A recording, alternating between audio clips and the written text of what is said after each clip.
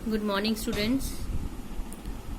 After the halogens में जो halides की फॉर्मेशन है और ऑक्सो एसिड्स हैं वो सिलेबस से कट हो गए हैं। अभी नेक्स्ट हमारे पास है group number 18, that is the noble gases. Clear.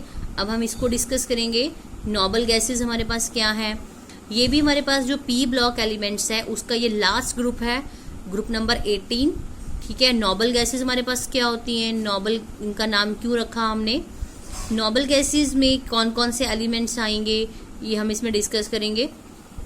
So noble gases are present in group number 18 and the members of this family are helium, neon, argon, krypton, xenon and radon. Clear. इसके जो members हैं ये 6 members हैं इसके, helium, neon, argon, krypton, xenon and radon.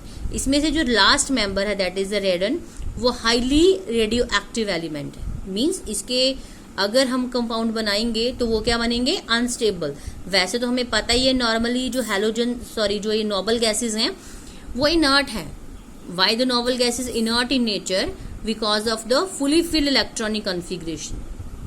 Clear. लेकिन इसमें से जो जीनॉन है वो कंपाउंड की फॉर्मेशन करता है, वो कैसे करता है या रेडन क्यों नहीं करता, बाकी वाले मेंबर्स क्यों नहीं करते, इसको हम आगे केमिकल प्रॉपर्टीज में डिस्कस करेंगे। क्लियर।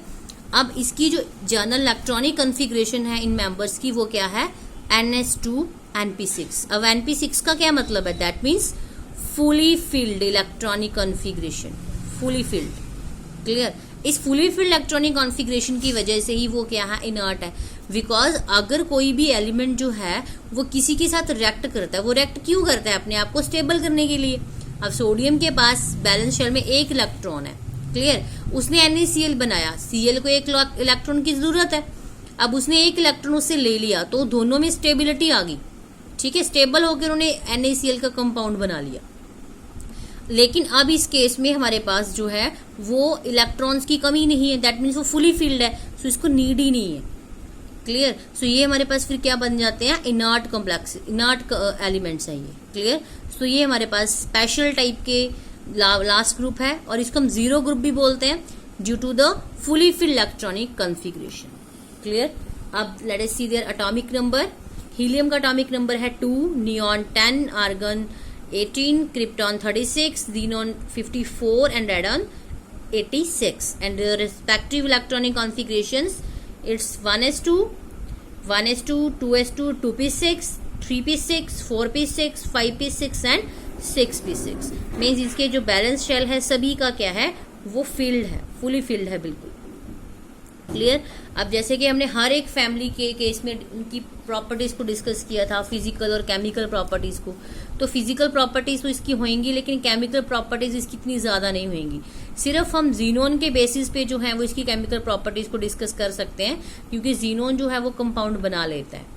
अब जैसे मैंने आपको पहले ही बताया कि हम ये बाद में डिस्कस करेंगे कि कैसे उसने कंपाउंड की फॉर्मेशन की। क्लियर। तो केमिकल प्रॉपर्टीज तो इसकी लिटिल बिट ही होंगी, वो भी जीनोन के साथ। अभी हम आज डिस्कस करेंगे इसकी फिजिकल प्रॉपर्टीज। तो फिजिकल प्रॉपर्टीज में हम लोग क्या डिस्कस करेंगे, same things, that is atomic radius.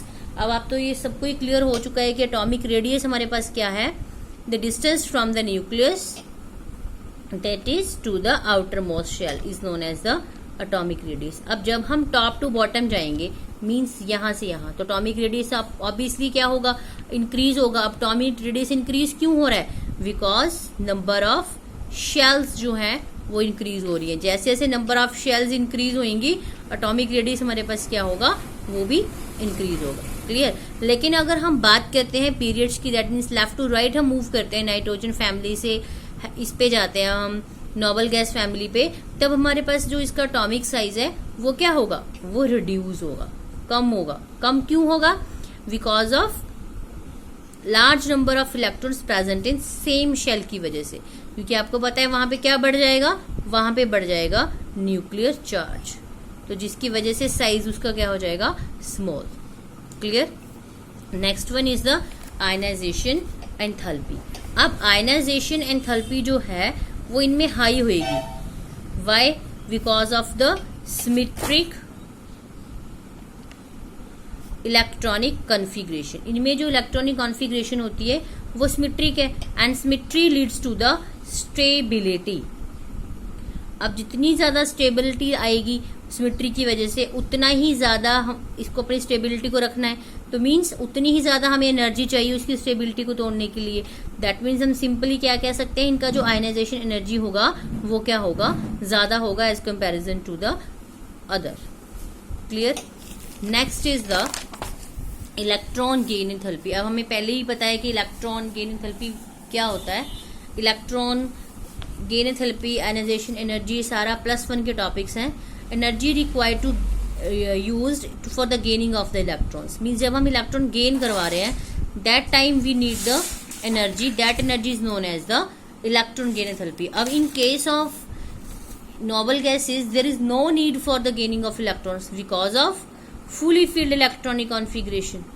fully filled electronic configuration है, कोई भी इलेक्ट्रॉन नहीं चाहिए ऐड करने के लिए, ठीक है। तो ये क्या शो करेंगे, this shows the positive electron gain enthalpy value. तो इनकी जो इलेक्ट्रॉन गेन एंथैल्पी वैल्यू है वो पॉजिटिव आएगी। तो आपको एग्जाम में कई बार ये क्वेश्चन आ जाता है, why the noble gases shows the positive electron gain enthalpy value.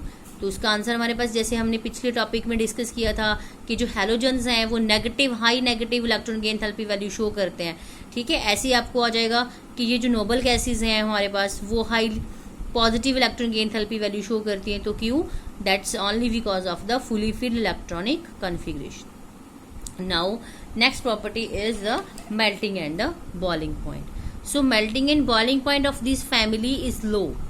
Why?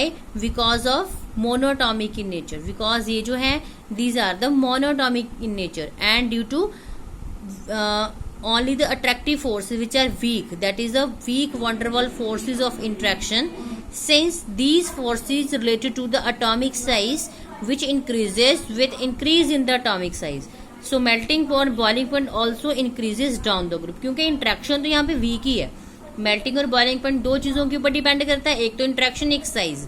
तो इंट्रैक्शन यहाँ पे वीक है तो इसमें मेल्टिंग और बॉइलिंग पॉइंट जो है वो वीक, मतलब कम ही रहेगा।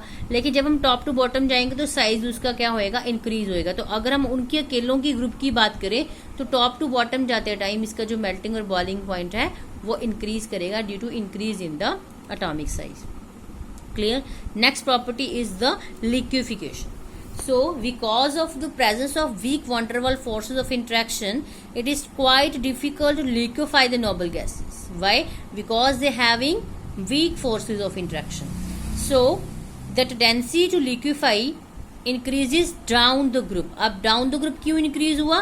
Because of increase in the magnitude of the forces which is present between them as related to the atomic size. जैसा कि हमने इसको अब डिस्कस किया कि डाउन द ग्रुप हमारे पास एटॉमिक साइज बढ़ेगा, clear, then the magnitude of forces increase होएगा तो इसकी लिक्विफिकेशन भी क्या होगी, इंक्रीज। बट अगर हम अपर की बात करें तो उसमें फोर्स ऑफ इंट्रैक्शन वीक होने की वजह से इसकी जो लिक्विफिकेशन है हमारे पास वो नहीं हो पाएगी इसलिए।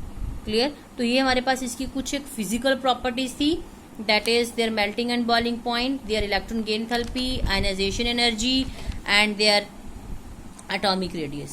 Clear. In the next video हम डिस्कस करेंगे कि जो जीनोन है वो कंपाउंड कैसे बनाता है। इसमें से काफ़ी क्वेश्चंस आपको आ सकते हैं कि जीनोन कंपाउंड बनाता है या फिर जीनोन फ्लोरीन और ऑक्सीजन के साथ ही कंपाउंड क्यों बनाता है, या जो कंपाउंड्स बने हैं जीनोन के उनकी स्ट्रक्चर, उनकी हाइब्रिडाइजेशन, ये आपको कैलकुलेट करने को आ सकती है। Clear. So firstly discuss this topic, after that we will start the chemical properties of the noble gas family.